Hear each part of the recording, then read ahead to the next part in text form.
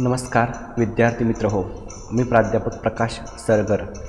Geography online क्लासेसमध्ये आपणा सर्वांचे मनपूर्वक स्वागत. आपण आज इयत्ता 12वी विषय भूगोल बोर्ड परीक्षेसाठी महत्त्वाची प्रश्नोत्तरे बघत आहोत.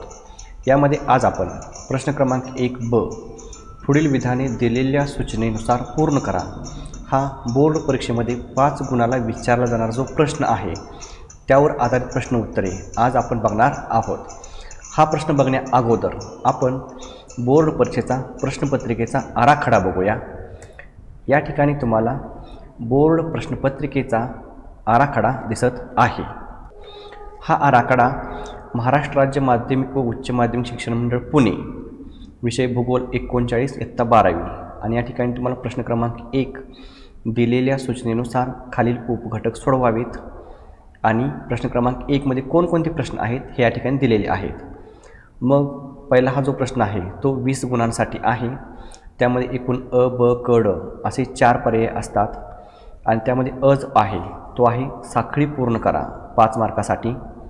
ब पुढील विधाने दिलेल्या सूचनेनुसार पूर्ण करा यासाठी 5 मार्क्स असतात. क अचूक घटक ओळखा यासाठी 5 गुण आहेत. ड चुकीचा घटक ओळखा यासाठी 5 गुण आहेत. मग आत्तापर्यंत आपण जे पाठीमागे व्हिडिओ तुम्ही बघितलेले असतील त्या व्हिडिओमध्ये साखळी पूर्ण करा 1 ते 8 प्रकरणाचे प्रश्न आपण बघितले होते. परत चुकीचा घटक ओळखा, अचूक घटक ओळखा याचेही व्हिडिओ पूर्ण प्रकरणावर आपण तयार केले होते, तुम्ही ते बघितलेले असतील. आपल्याला आज यामधला राहिलेला जो भाग आहे शेवटचा ब पुढील विधाने दिलेल्या सूचनेनुसार पूर्ण करा हा जो 5 गुणाचा प्रश्न आहे तो प्रश्न आपल्याला आज बघायचा आहे. मग आता यामध्ये कोणकोणत्या प्रकारचे प्रश्न विचारले जातात बघा. यामध्ये वेगवेगळ्या प्रकारचे प्रश्न हे विचारले जाऊ शकतात. खालील प्रकारचे प्रश्न बोर्ड परीक्षेमध्ये विचारले जाऊ शकतात. यामध्ये एकूण तुम्हाला 6 प्रकारचे प्रश्न दिलेले आहेत. त्यामध्ये 1 उतरता क्रम लावा, 2 चढता क्रम लावा, 3 रिकाम्या जागा भरा, 4 चुकी बरोबर सांगा, 5 योग्य पर्याय निवडा, 6 योग्य गट निवडा इत्यादी प्रकारचे प्रश्न हे फक्त तुम्हाला हा जो ब आहे पुढील विधाने दिलेल्या सूचनेनुसार पूर्ण करा यामध्ये विचारले जाऊ शकतात. आणि ह्या प्रकारचे जे प्रश्न आहेत त्यांची संख्या आपल्या भूगोलच्या पाठ्यपुस्तकामध्ये नाहीच. क्वचित एखादा दुसरा प्रश्न हा दिलेला आहे, परंतु बोर्डाला हा 5 मार्कला विचारला जाणार आहे. त्यामुळे तुमचा सराव होणं हे खूप गरजेचं आहे. आता या व्हिडिओमध्ये आपण प्रकरण क्रमांक 1 ते 8 यावरील सर्व प्रकारचे प्रश्न याच एकाच व्हिडिओमध्ये दिलेले आहेत.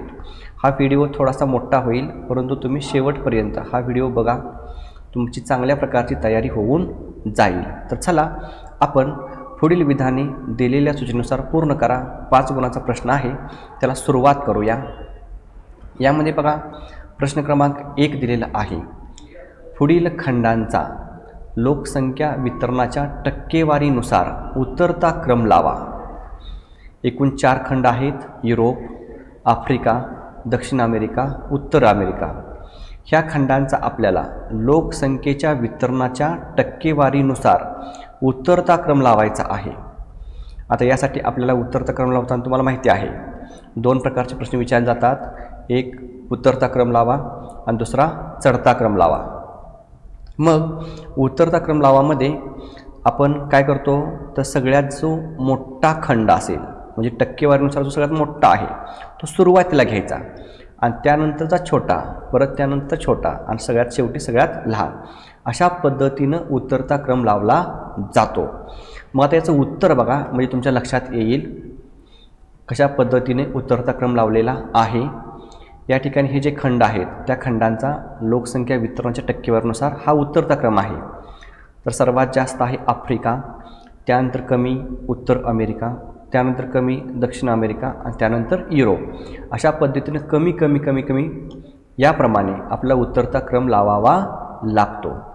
आता जेवढे पर्याय दिलेले असतात त्या पर्यायांचा विचार करायचा. या ठिकाणी तुम्हाला 4 पर्याय दिलेले आहेत म्हणजे 4 खंड दिले आहेत. या ठिकाणी 4 किंवा 5 किंवा 6 खंडसुद्धा दिले जाऊ शकतात.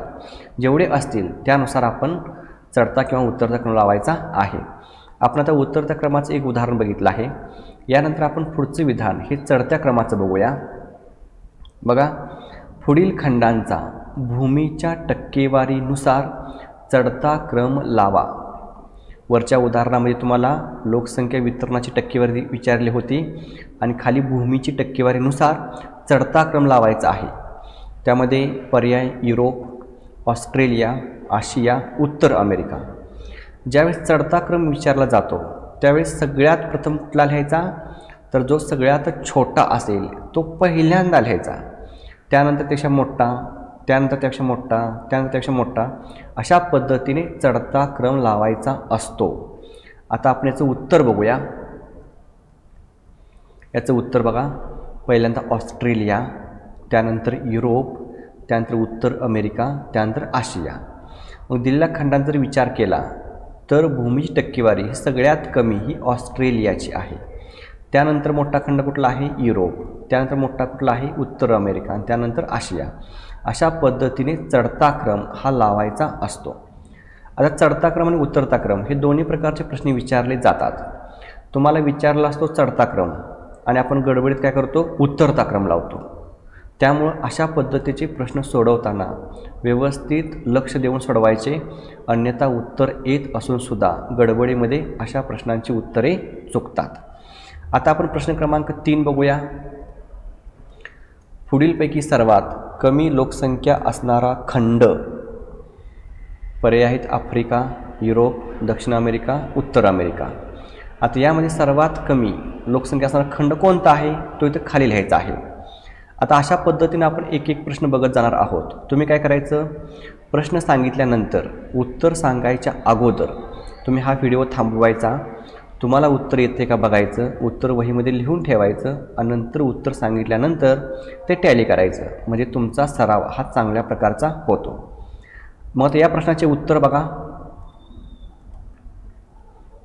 सर्वात कमी लोकसंख्या असणारा खंड युरोप. अशा पद्धतीनं याचं उत्तर लिहायचं आहे.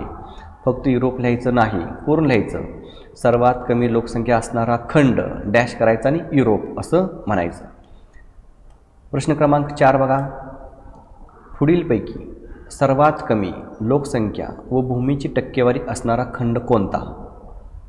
पर्याय आहेत आशिया, आफ्रिका, ऑस्ट्रेलिया, उत्तर अमेरिका. याचं उत्तर सर्वात कमी लोकसंख्या व भूमीची टक्केवारी असणारा खंड ऑस्ट्रेलिया. प्रश्न क्रमांक 5 आहे. पुढीलपैकी सर्वात कमी लोकसंख्या घनता असणारा देश. Bharat, Russia, Nigeria, Bangladesh. याचं उत्तर सर्वात कमी लोकसंख्या घनता असणारा देश डॅश करून लिहायचा आहे रशिया. प्रश्न क्रमांक 6 आहे. पुढीलपैकी लोकसंख्या वितरणावर परिणाम करणारे प्राकृतिक घटक कोणते. शेती, खाणकाम, हवामान, वाहतूक, मृदा, पाण्याची उपलब्धता. या ठिकाणी तुम्हाला पर्याय 4 पेक्षा जास्त दिलेले आहेत. आणि जर अशा प्रकारचा प्रश्न विचारला तर उत्तर लिहिताना खाली लिहायचं लोकसंख्या वितरणावर परिणाम करणारे प्राकृतिक घटक आणि जेवढे जेवढे घटक असतील ते सगळे लिहायचे. 1 पेक्षा जास्त 2 किंवा 3 सुद्धा या ठिकाणी घटक ही बरोबर असू शकतात. मग अशा पद्धतीने जर प्रश्न विचारला तर तुम्हाला सगळे घटक लिहिल्याशिवाय याचे पूर्ण मार्क्स मिळत नाहीत. मग आता या ठिकाणी जे उत्तर आहे ते कसं लिहिलं आहे बघा. लोकसंख्या वितरणावर परिणाम करणारे प्राकृतिक घटक डॅश हवामान, मृदा, पाण्याची उपलब्धता. आता याची मार्क्स कसे दिले जातात बघा. तुम्ही यामधले 3 पर्याय बरोबर आहेत. हवामान बरोबर आहे, मृदा बरोबर आहे, पाण्याची उपलब्धता बरोबर आहे. तुम्ही पहिले हवामान आणि मृदा 2च लिहिले आणि शेवटचा तिसरा पाण्याची उपलब्धता लिहिला नाही तर तुम्हाला हा जो प्रश्न 1 मार्काचा असतो त्यापैकी अर्धा मार्क्स दिला जात नाही.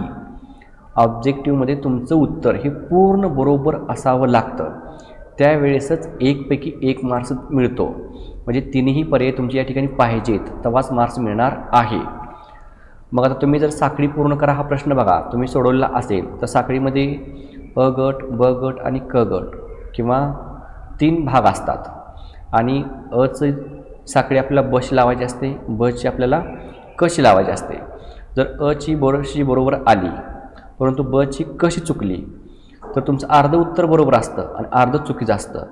मग साखळीमध्ये तुम्हाला अर्ध बरोबर आहे म्हणून अर्धा मार्क्स दिला जात नाही, तर तुमचं मार्क्स पूर्ण कट केला जातो, तुमचं उत्तर चुकीचं धरलं जातं.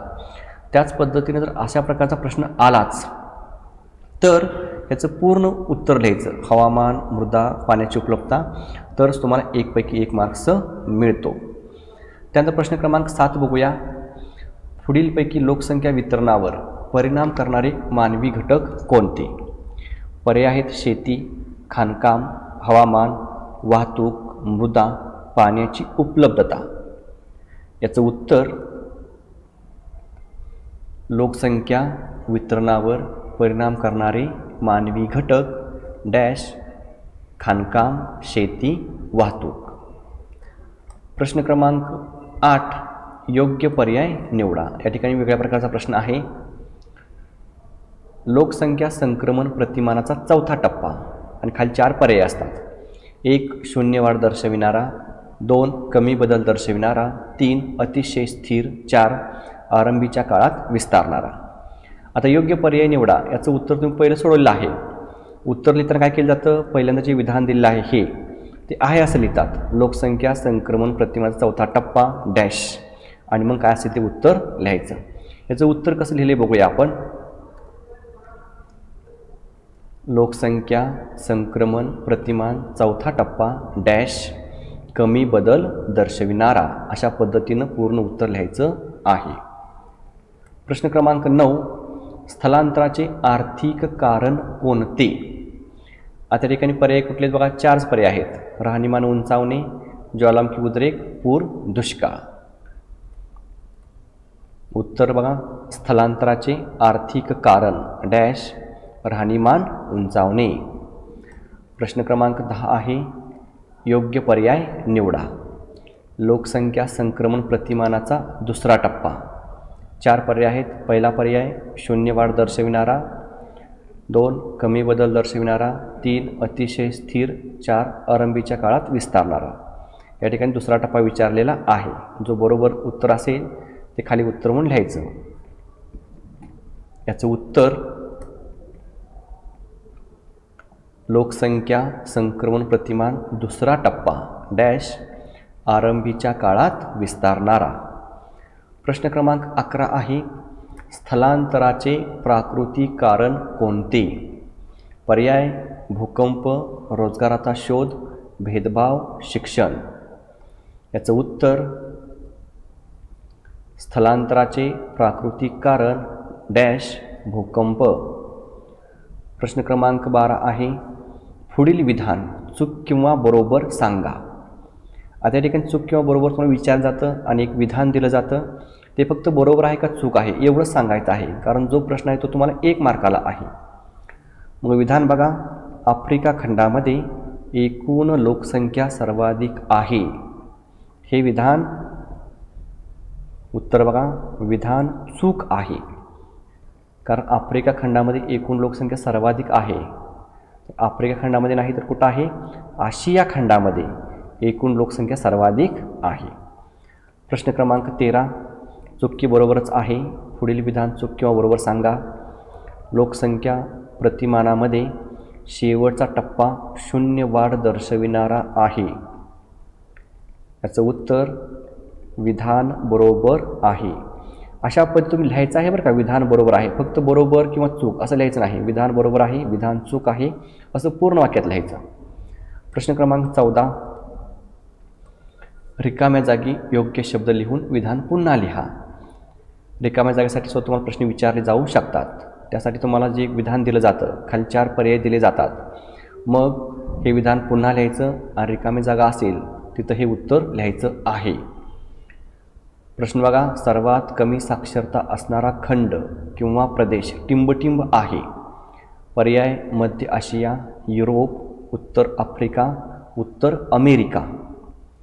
याचं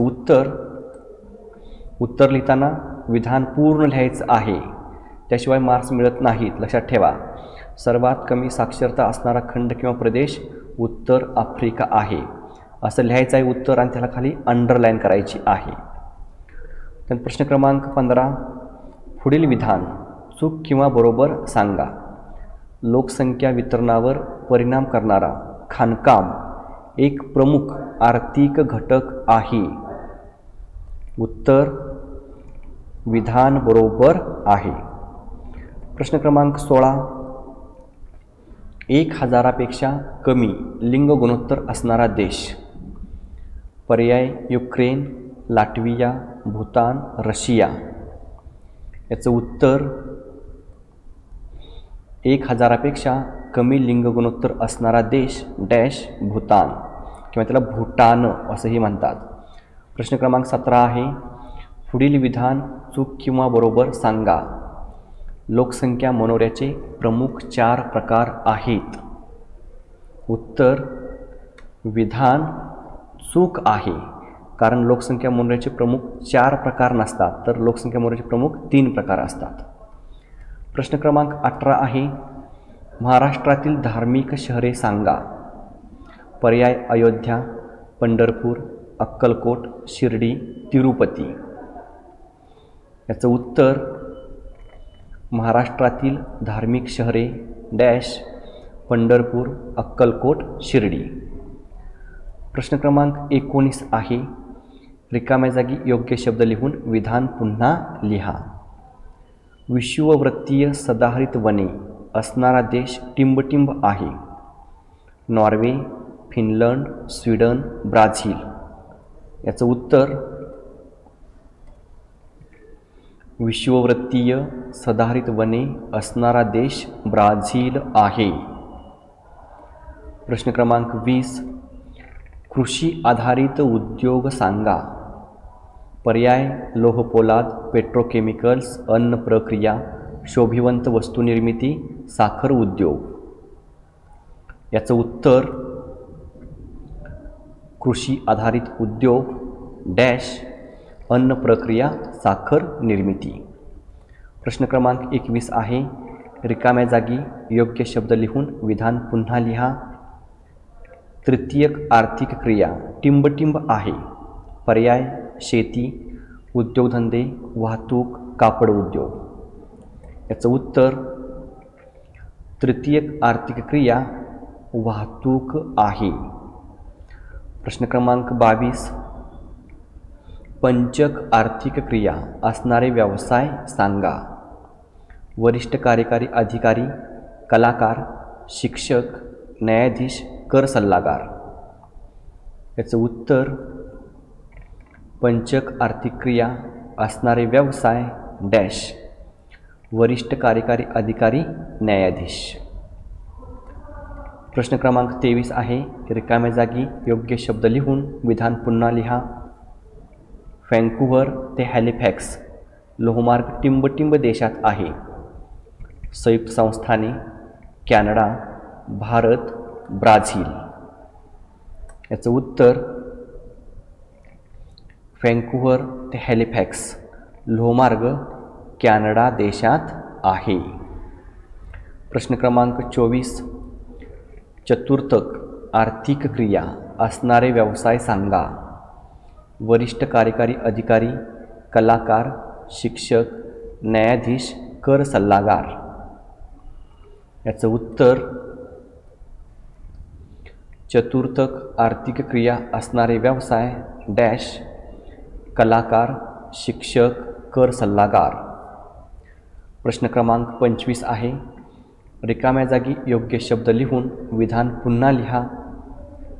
न्यूझीलंड देशातील प्रमुख विमानतळ टिंबटिंब आहे. Mumbai, London, Auckland, Perth. याचं उत्तर न्यूझीलंड देशातील प्रमुख विमानतळ ऑकलंड आहे. प्रश्न क्रमांक 26 आहे. आशिया खंडातील प्रमुख नद्या सांगा. पर्याय Volga, Ganga, Mississippi, Sindhu, Hwang Ho, Nile. याचं उत्तर आशिया खंडातील प्रमुख नद्या डॅश गंगा, सिंधू, होयांगहो. प्रश्न क्रमांक 27 आहे. पुढील विधान चूक किंवा बरोबर सांगा.